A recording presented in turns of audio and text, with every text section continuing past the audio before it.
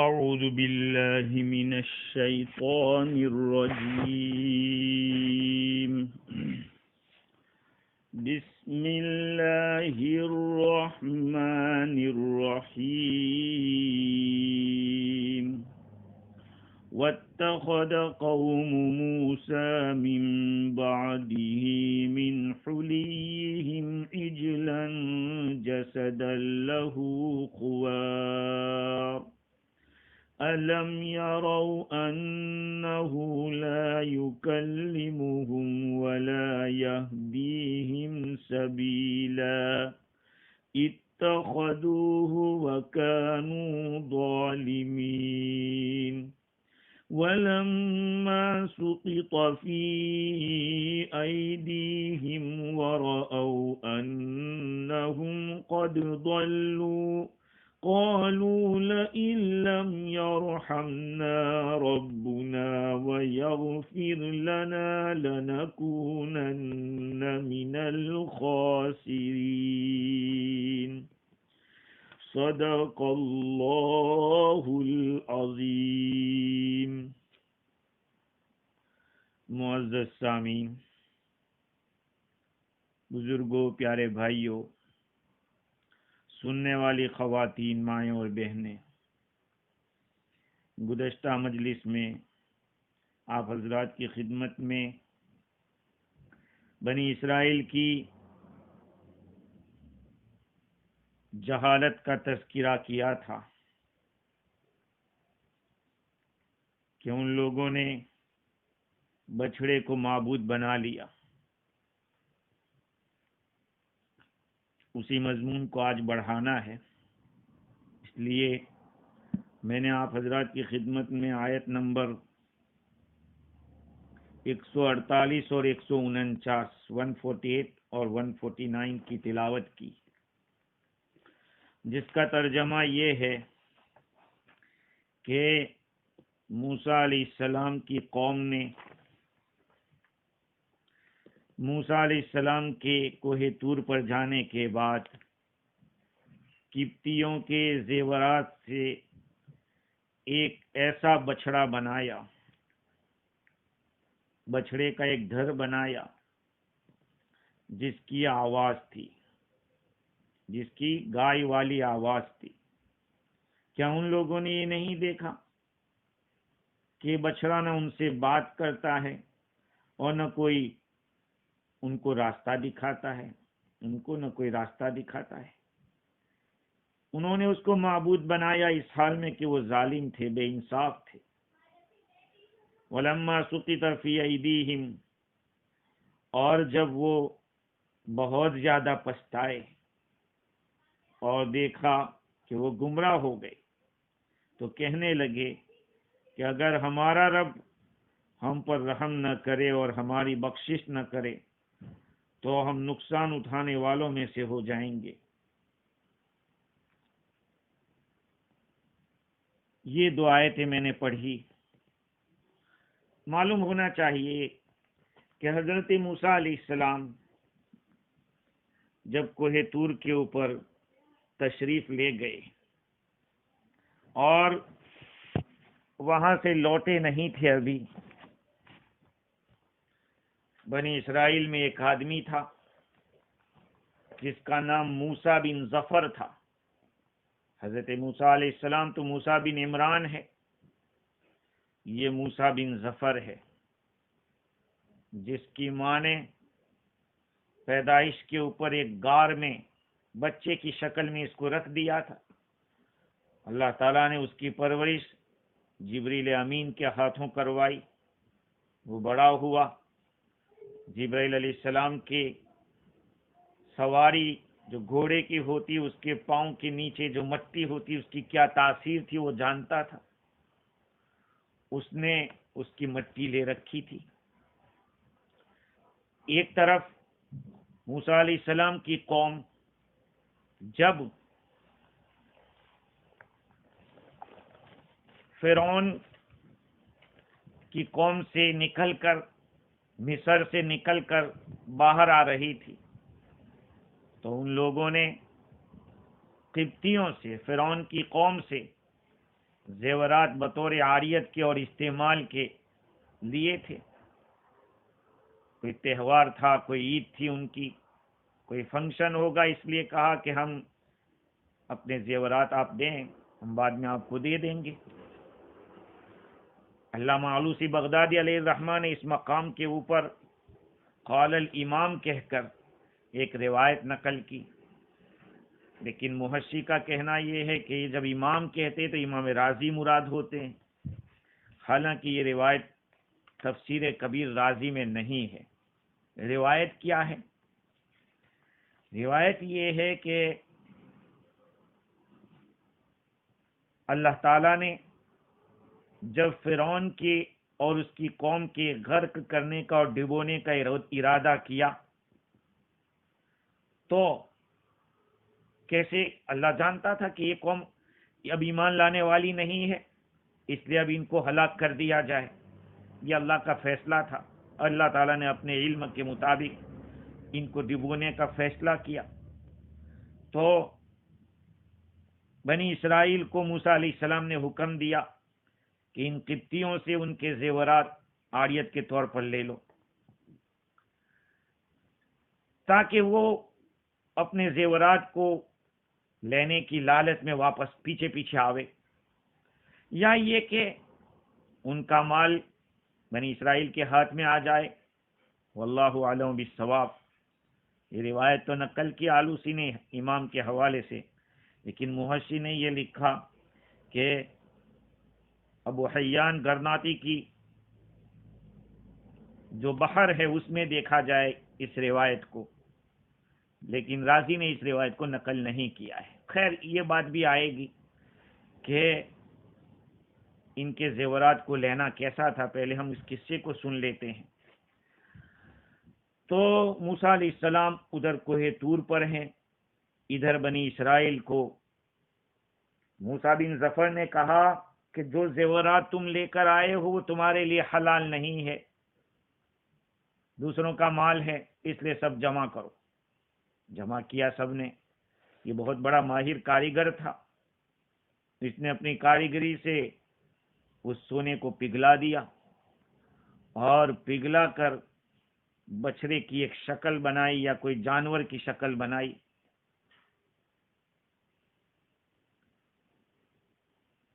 بناوٹ میں اس نے اپنی کاریگری کا اس طرح سے مظاہرہ کیا کہ بعض روایات اور بعض تفسیروں کے مطابق حضرت جبرائیل علیہ السلام کے گھوڑے کے پاؤں کے نیچے آئی ہوئی مٹی کو بچھڑے کے منہ میں ڈال دی،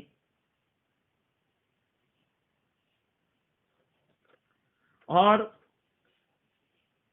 بعض روایات تفسیر کی بعض کتابوں سے پتہ چلتا ہے کہ اس نے بانس کا ایک پورا اندر رکھ دیا تھا، جیسے انگلیوں کے پوروے ہوتے ہیں، ٹکڑے ٹکڑے جو انگلیوں کے حصے ہوتے ہیں، ایسے ہی بانس کے بھی پورے ہوتے ہیں. تو بانس کے پورے ایک پورا رکھ دیا یا کچھ پورے رکھ دیے. آپ نے دیکھا ہوگا کہ سیٹی بجانے کے لیے یا بانسری بجانے کے لیے انہی بانس کی لکڑیوں کا استعمال ہوتا ہے. خیر، اس نے اس میں رکھ کے اس بچھڑے کو ایسی شکل میں رکھا کہ ہوا اس میں آتی جاتی رہے. ہوا اس میں سے جاتی تھی تو اس میں سے آواز نکلتی تھی. جب جب ہوا داخل ہوئے تو اسی جو بانس کا پورا تھا اس میں ہوا جاتی تو آواز نکلتی، اور یہ آواز بچھڑے کا جو بچہ، یہ گائے کا جو بچہ ہوتا ہے جس کو بچڑا کہتے ہیں، اس بچڑے کی آواز کے مشابہ تھی. اسی لیے قرآن نے اس کو خوار کہا، جسد لہو خوار. علماء کرام کا اس کے بارے میں اختلاف ہے، اس بارے میں جس کو اللہ حافظ ابن کثیر رحمۃ اللہ علیہ اور علامہ آلوسی بغدادی اور بھی بہت سارے مفسرین نے نقل کیا کہ بچڑا حقیقت میں خون اور گوشت کے ساتھ بچڑا بنا تھا یا صرف شکل تھی؟ کچھ مفسرین فرماتے ہیں کہ سب چیز چینج ہو گئی تھی. اللہ تعالیٰ کی قدرت سے کچھ بعید نہیں ہے، اللہ تعالیٰ کی اجازت سے سب کچھ ہو سکتا ہے.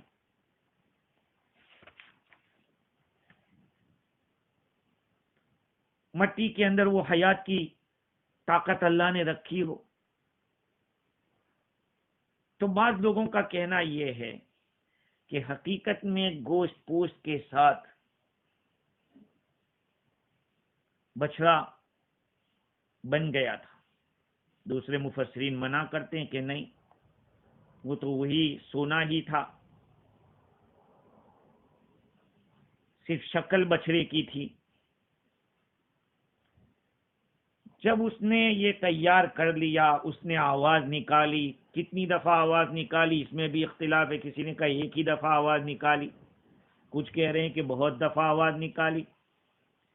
بعض حضرات کہتے ہیں کہ جب بچڑا تیار ہو گیا تو بنی اسرائیل سوائے ہارون علیہ السلام کے سارے اس کے قبضے میں چلے گئے، اس موسیٰ بن ظفر کے، اور اس کے سامنے سجدہ کیا.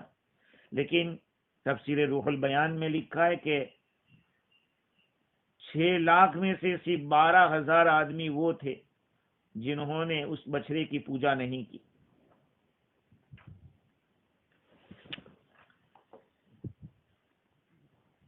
اللہ تعالیٰ نے حضرت موسیٰ علیہ السلام کو کوہ طور پر بتلا دیا کہ آپ کے وہاں سے نکلنے کے بعد یہ لوگ فتنے میں مبتلا ہو گئے ہیں.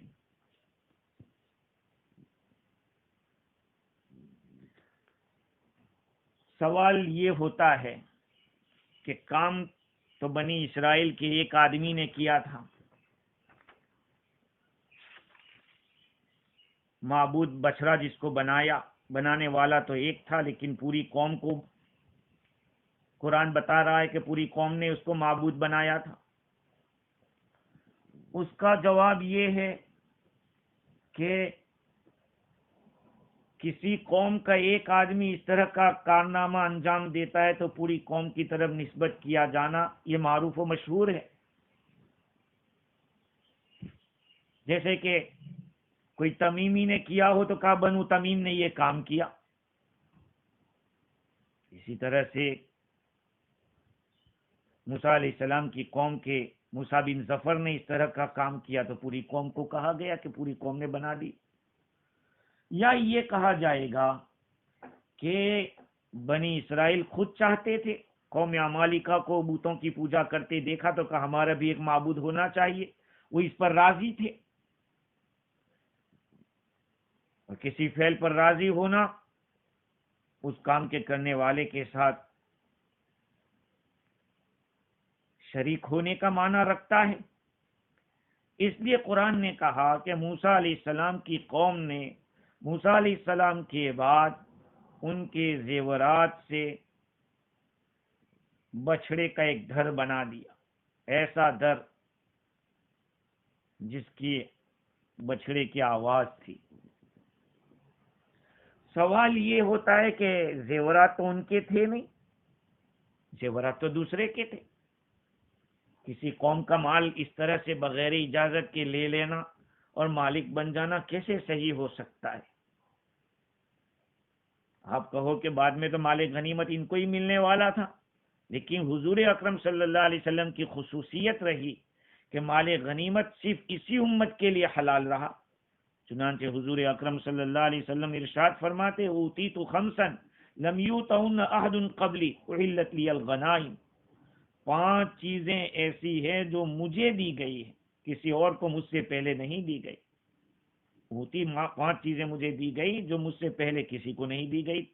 میرے لیے مال غنیمت کو حلال کیا گیا. دوسری بات یہ کہ قرآن مجید میں سورہ طٰہٰ میں اللہ تعالیٰ نے ان لوگوں کے کلام کو بیان کیا ہے. وَلَكِنَّا حُمِّلْنَا أَوْزَارًا مِّن زِینَةِ الْقَوْمِ فَقَذَفْنَاهَا. ہم سے اٹھوایا گیا دوسری قوم کی زینت کا سامان، بوجھ ہمارے پاس اٹھوایا گیا۔ اس سے بھی پتا چل رہا ہے کہ ان کے لیے حلال نہیں تھا۔ تو پھر ان لوگوں نے کیسے مال اپنے پاس رکھا اور اس کا بچڑا بنا کے پوجنے لگے؟ ایک جواب تو آلوسی نے دیا ہے، وہ امام رازی نے دیا ہے، وہ یہ ہے کہ ہارون علیہ السلام کے علاوہ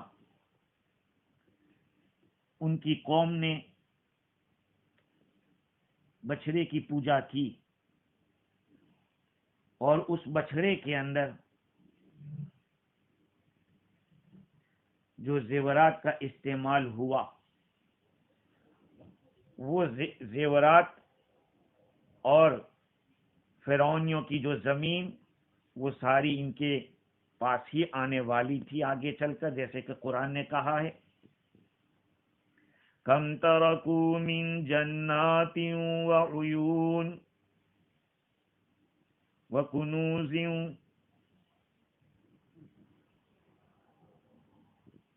کم ترکوا من جنات وعیون وزروع ومقام کریم کذالک واورثناها بنی اسرائیل۔ کتنے باغات ان لوگوں نے چھوڑے تھے فرعونیوں نے، کتنے چشمے اور کتنے خزانے اور اچھی اچھی جگہیں، ومقام کریم۔ اسی طرح سے ہم نے بنی اسرائیل کو مالک بنایا۔ ظاہری بات ہے ساری چیزوں کے مالک تو اب زیورات کے بھی مالک ہو رہے۔ ایک جواب جو زیادہ اچھا لگ رہا ہے وہ آلوسی کا ہے، وہ یہ ہے کہ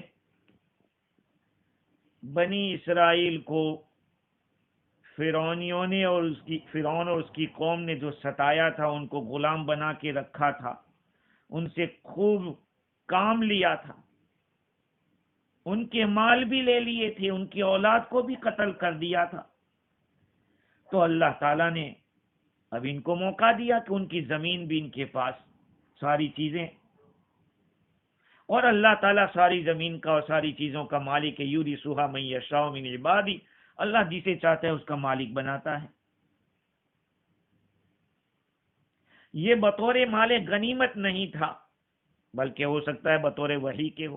یہاں ایک مسئلہ میں آپ کو بتاتا ہوں، وہ سمجھنے کے لائق ہے۔ وہ یہ ہے کہ اگر کوئی آدمی آپ کا مال، آپ کا پیسہ واپس نہیں کر رہا ہے، اس کے پاس گنجائش ہے، اس کے باوجود بہانے نکالتا رہتا ہے، تو فقہا نے یہ مسئلہ لکھا ہے کہ یہ جس آدمی کا قرضہ ہے وہ کسی چیز پر قادر ہو جاوے، اس آدمی کی وہ لے سکتا ہے اور اس سے اپنا وصول کر سکتا ہے اپنے پیسے کو۔ تو ان کے اوپر جو ظلم و ستم ہوئے تھے تو یہ وصول کیا گیا، اسی طرح سے ان کے ہاتھ میں چلا گیا۔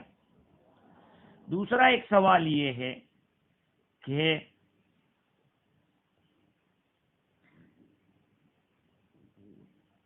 بچھڑا اس کے گوشت پوست میں تبدیل ہو جانا، اس کی کیا صورت تھی؟ علامہ آلوسی بغدادی رحمت اللہ علیہ نے یہ بتلایا اپنی تفسیر کے اندر کہ جبرائیل علیہ السلام ایک روح اعظم ہے، اور ان کے کچھ اثرات اس مٹی کے اندر پہنچ گئے تھے اللہ کے حکم سے، کیونکہ اللہ جس چیز کا ارادہ کرتا ہے وہ ہوتا ہے۔ اس سے نہیں کہہ سکتے کہ حضرت جبرائیل علیہ السلام میں یہ طاقت آ گئی تھی کہ وہ جہاں پاؤں رکھ دیتے وہ چیز زندہ ہو جاتی ہے۔ یہاں اللہ تعالیٰ کا حکم ہوتا ہے، اور اللہ کے حکم کو اللہ ہی جانتا ہے۔ تو بہت سارے مفسرین جو اس بات کی طرف گئے کہ حقیقت میں وہ بچڑا بن گیا تھا، وہ اللہ کے حکم سے، اور ان لوگوں کی دلیل یہی ہے کہ آواز تو بچھڑے کی ہی ہوتی ہے۔ اگر بچھڑے کی شکل ہوگی تو شکل سے تھوڑی آواز نکلے گی۔ معتزلہ یہ کہتے ہیں کہ بچڑا تھا لیکن اس میں روح نہیں تھی، سامری نے اس کو، سامری جو ہے اس کو سامری اس لیے کہتے کہ ایک جگہ سامرا تھی، وہاں کا وہ رہنے والا تھا، ایک گاؤں تھا سامرا، وہاں کا رہنے والا تھا، اس لیے اس کو سامری کہتے ہیں۔ معتزلہ کا کہنا یہ ہے کہ وہ بانس کے پورے جو اس میں رکھے تھے اس میں سے آواز نکلا کرتی تھی،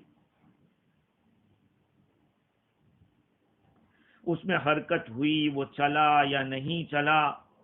سدی تو کہتے ہیں کہ آواز بھی ہوئی اور وہ چل بھی رہا تھا، لیکن وہب ابن منبہ منع کرتے ہیں کہ حرکت نہیں، اس کے بارے میں آیت خاموش ہے، اور ایسی کوئی حدیث بھی نہیں کہ جس کے اوپر ہم لوگ یہ کر سکے، بھروسہ کر کے کہہ سکے۔ بس اللہ تعالیٰ نے اتنا فرمایا کہ موسیٰ علیہ السلام کی قوم نے اس بچھڑے کے کیے کے مطابق معبود بنا لیا اور وہ راضی تھے اس کے اوپر۔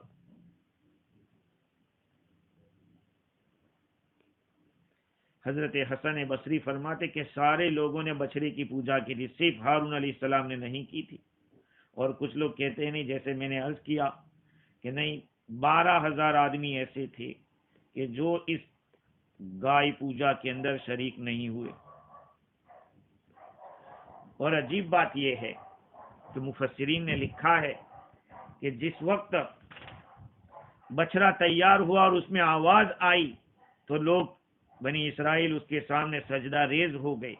ابن کثیر لکھتے ہیں کہ کہا جاتا ہے کہ لما صوت لهم العجل رقصوا حوله وافتتنوا به، وہ اس کے ارد گرد ناچنے لگے، کودنے لگے اور فتنے میں پڑ گئے۔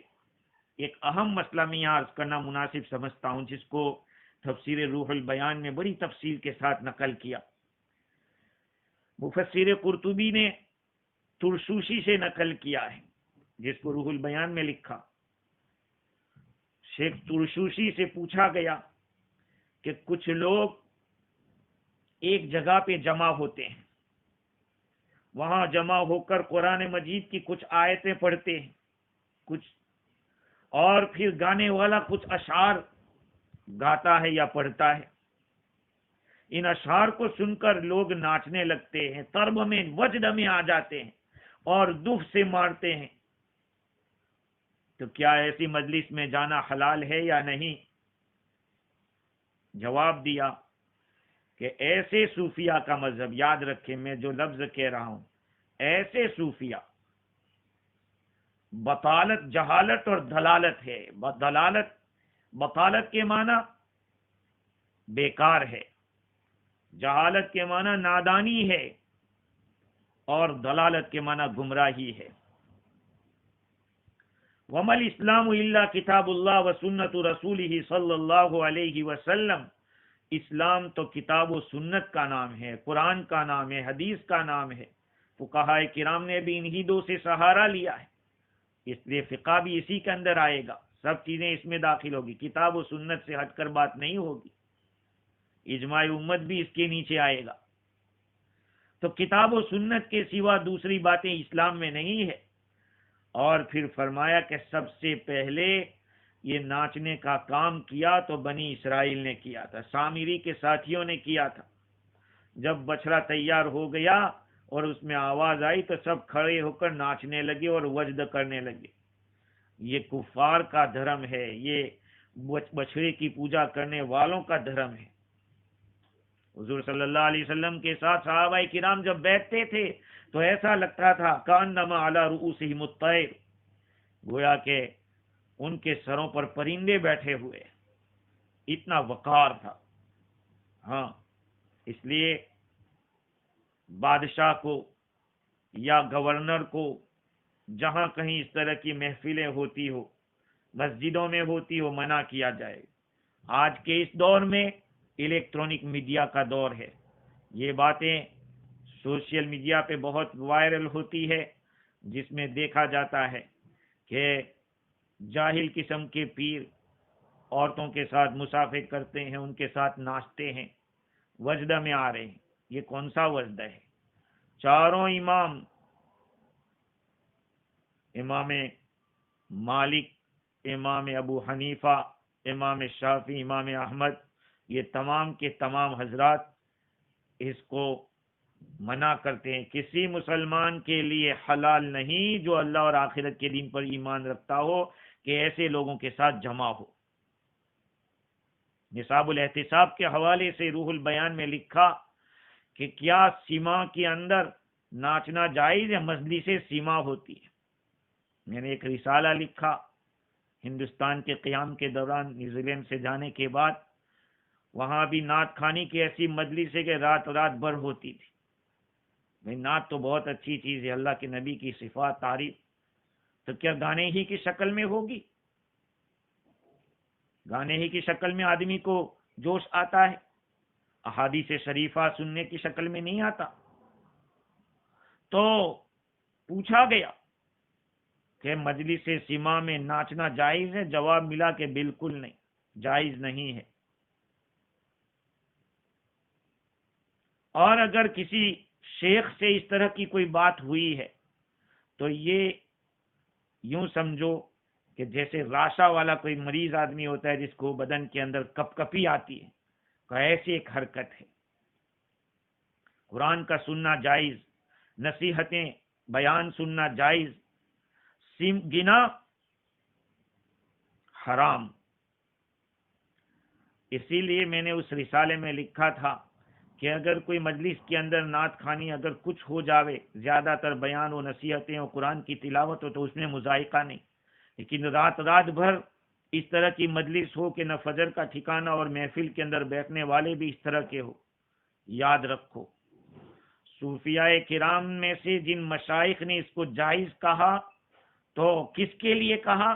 جو خواہشات سے خالی ہو، تقوی سے بھرا ہوا ہو، اور وہ اس طرح سے کہ مریض کو دوا کی ضرورت ہے.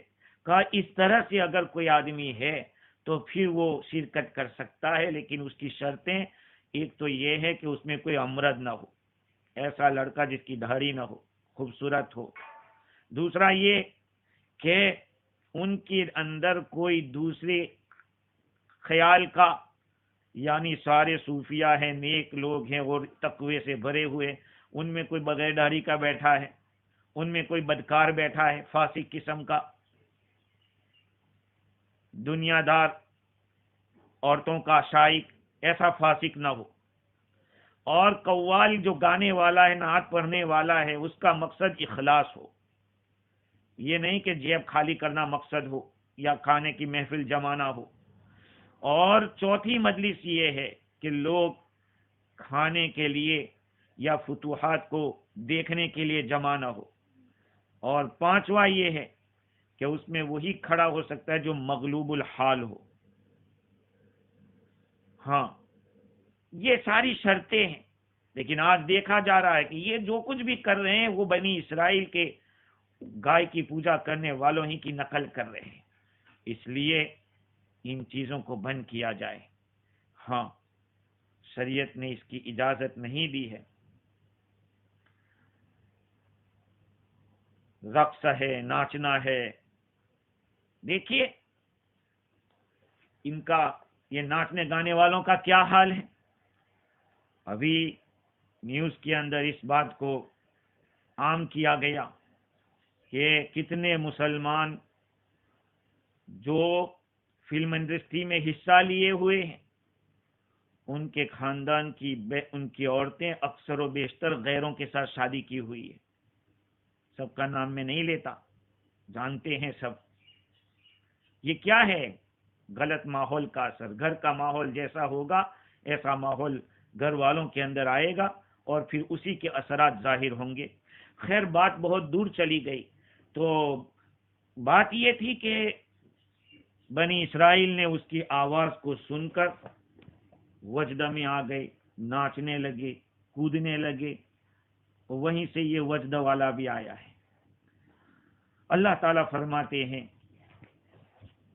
وَاتَّخَذَ قَوْمُ مُوسَى مِن بَعْدِهِ مِنْ حُلِيِّهِمْ عِجْلًا جَسَدًا لَهُ خُوَارٌ. موسیٰ علیہ السلام کی قوم نے موسیٰ علیہ السلام کے جانے کے بعد اپنے زیوروں سے بچھڑا تیار کیا، ایسا جسم جس کے لیے بچڑے کی آواز تھی، الم یروا انہ لا یکلمہم ولا یہدیہم سبیلا، کیا انہوں نے نہیں دیکھا کہ بچڑا نہ ان سے بات کرتا ہے اور نہ ان کو کوئی سیدھا کوئی راستہ دکھاتا ہے۔ الم یروا انہ لا یکلمہم ولا یہدیہم سبیلا، اللہ تعالیٰ نے یہ کلام بقول علامہ آلوسی بغدادی کے ان کو ڈانٹنے کے لیے اور ان کی گمراہی، انتہائی درجے کی گمراہی اور غور و فکر کی کمی کے اوپر شناعت کرتے ہوئے کیا۔ یہ کلام ان کا، اللہ تعالیٰ کا کلام ان لوگوں کو ڈانٹنے کے لیے، ان کی قباحت اور برائی کو بتلا رہا ہے یہ کلام۔ الم یروا، کیا ان لوگوں نے نہیں دیکھا کہ یہ بچڑا ان سے بات نہیں کرتا؟ اور اللہ امام راضی کہتے ہیں کہ یہ دلیل ہے، بچڑا عبادت کے لائق نہیں ہے۔ یہ اس بات دلیل کیا؟ الم یروا انہ لا یکلمہم، بچڑے کا معبود ہونا غلط ہے، یہ فاسد خیال ہے، اس کی دلیل ہے۔ خلاصہ یہ ہے کہ بچڑا ان لوگوں سے بات کرنے پر قدرت نہیں رکھتا، نہ ان کو کوئی راستہ بتانے پر قدرت رکھتا ہے۔ سیدھا راستہ کیا ہے، برا راستہ کیا ہے؟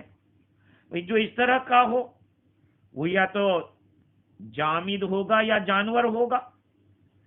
جامد اس کو کہتے ہیں جس میں کوئی حرکت نہ ہو، جیسے کہ پتھر ہے، یہ جامد ہے۔ یا جانور ہوگا جو عاجز ہوتا ہے۔ دونوں صورتوں میں معبود بننے کی صلاحیت نہیں ہے۔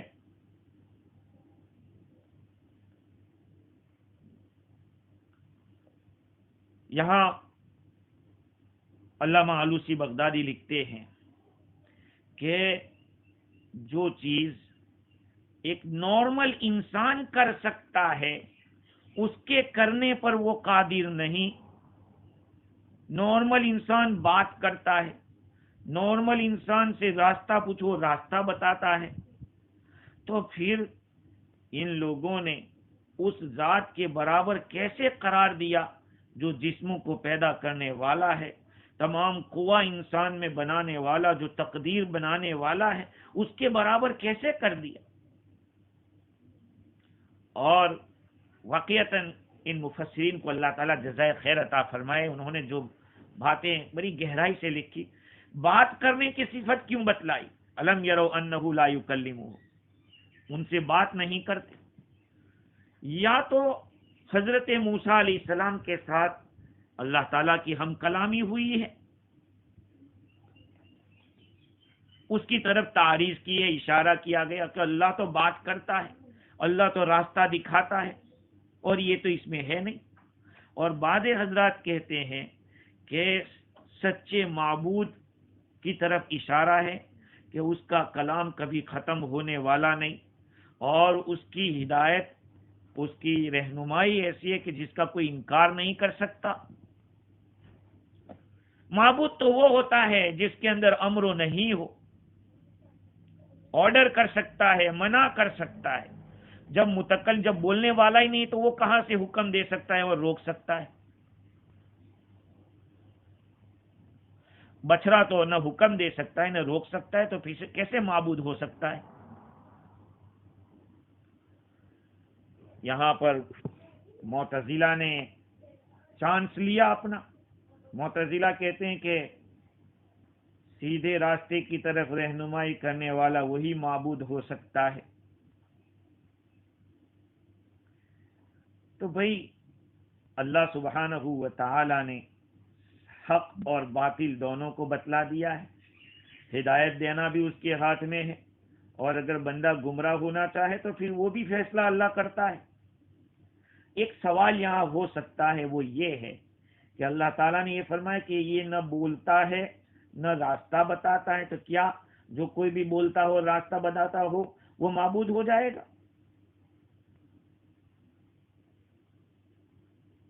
اس کا جواب یہ ہے کہ جو کلام کرنے پر قدرت رکھتا ہو اور خیر و شر کی طرف رہنمائی کرنے پر قدرت رکھتا ہو، وہ راستہ دکھا سکتا ہے، منزل تک مخلوق ہوگی تب تو منزل تک نہیں پہنچا سکتا۔ دلائل کو مقرر کرنا، دلائل رکھنا، یہ تو اللہ کی قدرت ہے، وہی اللہ ہے۔ باقی راستہ بتلانا یہ مخلوق کا کام ہو سکتا ہے، راستے پر پہنچا دینا، منزل تک پہنچانا وہ تو اللہ کا کام ہے۔ تو منزل پر پہنچانے کی جو ہے بات، وہ صرف اللہ کی خصوصیت ہے، نبی کے اندر بھی نہیں تھا یہ۔ نبی کو بھی ہدایت بمانا راستہ دکھلانا یہ کام تو دیا، لیکن منزل پر پہنچانا یہ نبی کو کام نہیں دیا۔ یہ تو ہم لوگ غلو کے اندر خاص طور پر جو اپنے آپ کو محبین کہتے ہیں، اگر ہدایت حضور کے ہاتھ میں ہوتی تو سب سے پہلے اپنے چچا ابو طالب کو ہدایت دیتے۔ انک لا تہدی من احببت، یہ آیت کریمہ مفسرین کا اتفاق ہے کہ حضرت خواجہ ابو طالب کے بارے میں نازل ہوئی، انک لا تہدی من احببت ولکن اللہ یہدی من یشاء۔ اے نبی جی، آپ جسے چاہو ہدایت نہیں دے سکتے، اللہ جسے چاہتا ہے اسے ہدایت ملتی ہے۔ تو صرف بول دینا اور راستہ بتلا دینا یہ کافی نہیں ہے۔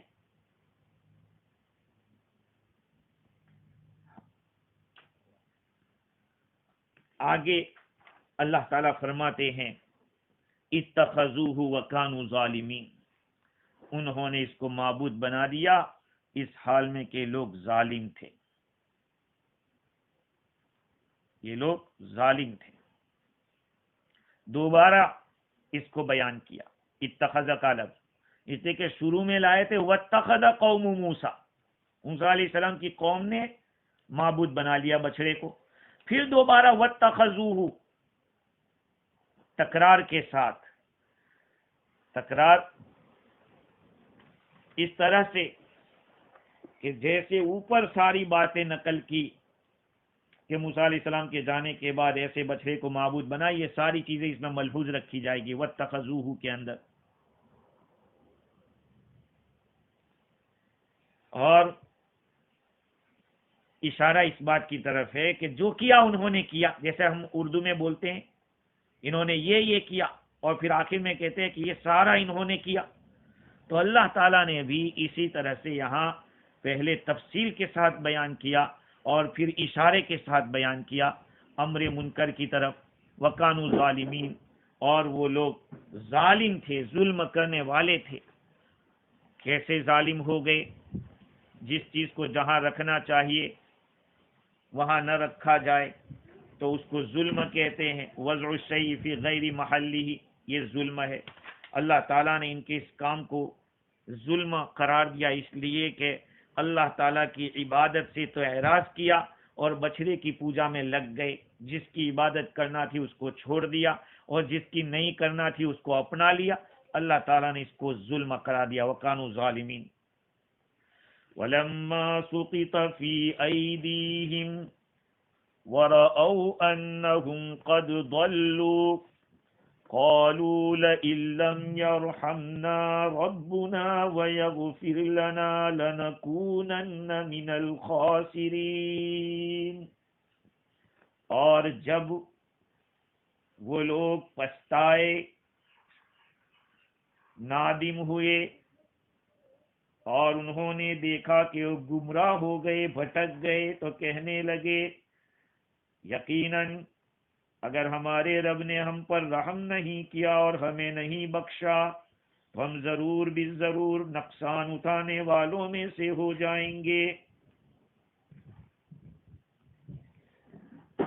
وَلَمَّا سُقِطَ فِي أَيْدِيهِمْ، عربی زبان میں سقط کا لفظ گرنے کے معنی میں آتا ہے عربی کے اندر، یہاں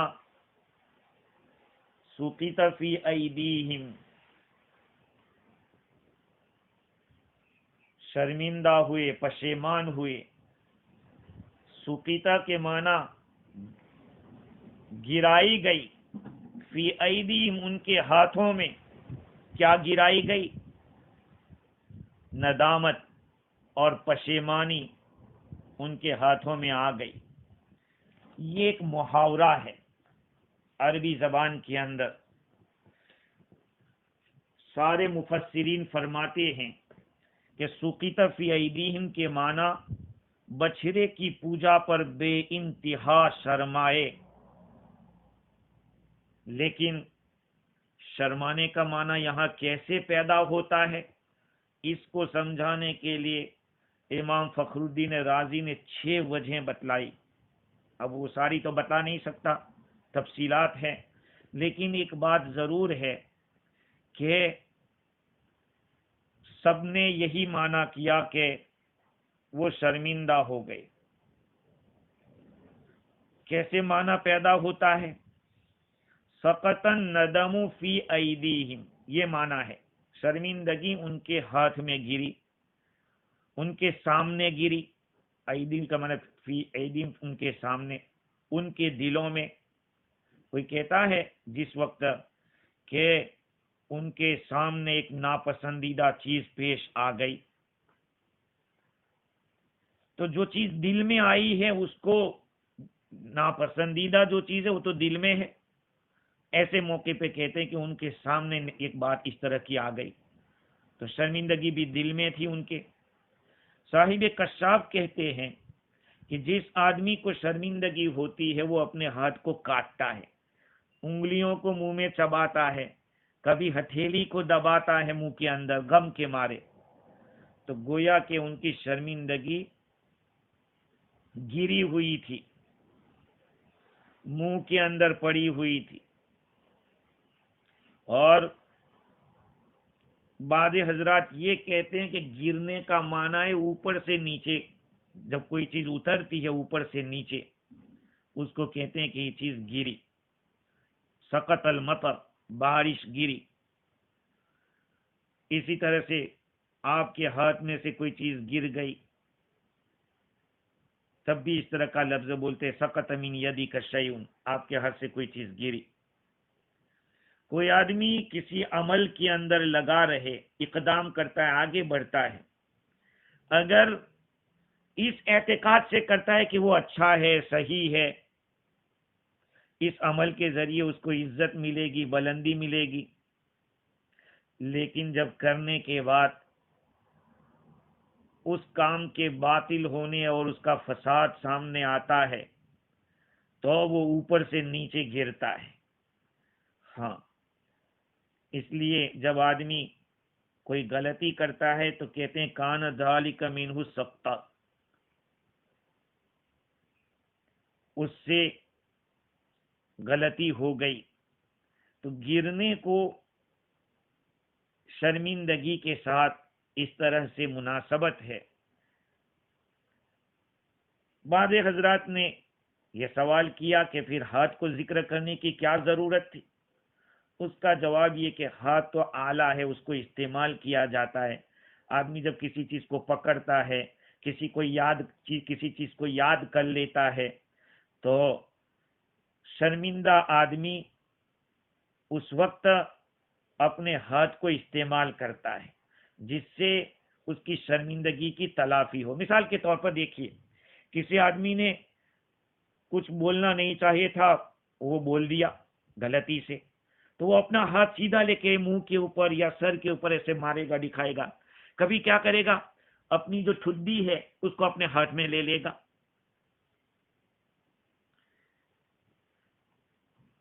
ہاں، آدمی جب حیران رہ جاتا ہے کسی معاملے کے اندر، عاجز آ جاتا ہے، اس وقت بھی اپنے ہاتھ ہی کو استعمال کرتا ہے۔ یہ ساری باتیں امام رازی نے لکھی ہے۔ خلاصہ کلام یہ ہے کہ وَلَمَّا سُقِطَ فِي أَيْدِيهِمْ کا ترجمہ، اور جب وہ پچھتائے، شرمندہ ہو گئے بہت زیادہ، وَرَأَوْا أَنَّهُمْ قَدْ ضَلُّوا، اور انہوں نے دیکھا کہ وہ تو گمراہ ہو گئے۔ شرمندگی تو بعد میں ہوتی ہے، پہلے آدمی دیکھتا ہے۔ قرآن کہہ رہا ہے کہ پہلے شرمندہ ہوئے اور بعد میں دیکھا کہ گمراہ ہو گئے۔ شرمندگی تو اس وقت ہوگی جب کہ آدمی کی اپنی غلطی معلوم ہو جائے کہ میں یہاں غلط تھا، تو پہلے شرمندگی نہیں ہوتی، پہلے تو پتہ چلتا ہے کہ میں نے غلط کیا ہے۔ یہاں پہ اللہ تعالیٰ نے پہلے شرمندگی کو بیان کیا، اس لیے کہ جلدی بتلانا ہے کہ غلط کرنے والے کو شرمندگی بہت جلدی ملتی ہے۔ ہاں، جو آدمی غلط کرے گا وہ بہت جلدی پچھتائے گا، اور بعد میں اس کو پتا چلا کہ میں تو گمراہ ہو گیا، ہم تو غلطی پر تھے۔ یہ بات امام علامہ آلوسی نے لکھی، لیکن قطب الدین رازی یہ فرماتے ہیں کہ اللہ تعالیٰ نے پہلے شرمندگی کو بیان کیا اور بعد میں ان کے گمراہی کے واضح ہونے کو بیان کیا۔ اس کی وجہ کیا ہے؟ کہا کہ کسی چیز کے بارے میں آپ کو یقین ہے کہ یہ بات ہے، یہ یقین ہے، لیکن اس کے خلاف کوئی بات آپ کے سامنے آئی جو یقینی ہے، تو ادھر سے ادھر منتقل ہونا یہ اچانک نہیں ہوتا، اچانک سے نہیں ہوتا۔ آپ کے دل میں ایک چیز ہے کہ یہ پرفیکٹ ہے، اور ابھی یہ چیز پرفیکٹ نہیں ہے، اچانک تھوڑی یہ بات دل میں آ جائے گی، نہیں۔ جو پرفیکٹ چیز آپ کے دل میں آئی ہے اس کے بارے میں شک پیدا ہوگا، شک کہ بھئی وہ کیا ہے وہ صحیح ہے کہ غلط ہے۔ جب شک پیدا ہوا تو شرمندگی ہو گئی، بعد میں پتا چلا کہ ہم تو غلط تھے۔ جیسے ایک آدمی کے بارے میں آپ کو بہت بھروسہ ہو کہ ارے بہت اچھا آدمی، ایسا ہے ویسا ہے، اور 2 ہی دن میں پتا چل گیا کہ وہ تو لوفڑ ہے، بیکار ہے، قابل اعتبار نہیں ہے، تو ایک دم سے آپ کا یہ رائے قائم کر دینا کہ وہ غلط ہے، نہیں ہے، صحیح نہیں، آپ کو پھر دعوت ہوگا، دعوت کے بعد پھر آپ پہنچیں گے کہ بھائی وہ رونگ آدمی ہے۔ ایسے ہی یہاں پر یہ قوم اس بات میں یقین کے ساتھ تھی کہ بچڑے کی پوجا ہم کریں وہ بالکل صحیح ہے، لیکن موسیٰ علیہ السلام تشریف لائے اور پھر موسیٰ علیہ السلام نے بات کہی، قرآن اور جو ان کو باتیں سمجھائی کہ نہ بات کرتا ہے نہ اس طریقے سے، کیسے تم لوگوں نے معبود بنا لیا۔ تو اب شک ہونے لگا، اس شک کے وقت ان کو شرمندگی ہوئی اور بعد میں ان کو یقین ہو گیا کہ ہم رونگ تھے۔ یہ بات قطب الدین رازی کے حوالے سے علامہ آلوسی نے لکھی۔ پھر اللہ تعالیٰ فرماتے ہیں کہ جب انہوں نے دیکھا کہ ہم تو گمراہ ہو گئے، قالوا لئن لم يرحمنا ربنا، ان لوگوں نے کہا کہ اگر ہمارے رب نے رحم نہیں کیا، رحم کیسے ہوگا؟ کا توبہ کے ذریعے، اللہ توبہ کو قبول کر۔ اصل میں رحمت کس کو کہتے ہیں؟ خیر کا ارادہ کرنا، اللہ تعالیٰ بھلائی کا ارادہ نہ کرے، ارادت الخیر، مطلق رحمت ہے یہاں، رحمت سے ارادت الخیر، اللہ نے ان کے ساتھ بھلائی کا ارادہ نہیں کیا اور ہماری غلطی کو معاف نہیں کیا، تو ہم لوگ نقصان اٹھانے والے۔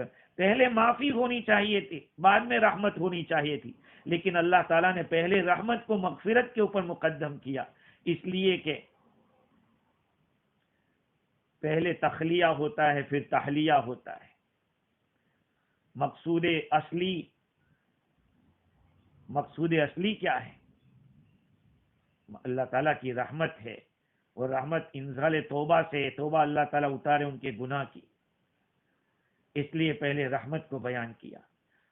اللہ تعالیٰ نے اگر ہمارے اوپر رحم نہیں کیا کہ توبہ کو ایسی توبہ اتار دے جس سے کفارہ ہو جائے، اور ہم پر ہماری مغفرت نہیں کی، ہماری غلطی سے درگزر نہیں کیا، لَنَكُونَنَّ مِنَ الْخَاسِرِينَ، ہم یقیناً ضرور بھی ضرور نقصان اٹھانے والوں میں سے ہو جائیں گے۔ قسم کھا رہے ہیں یہ لوگ، قسم کے ساتھ کہہ رہے ہیں۔ یہ ساری بات شرمندگی اور یہ پچھتاوا حضرت موسیٰ علیہ السلام کے وہاں سے آنے کے بعد ہوا۔ پھر کیا ہوتا ہے آگے چل کے؟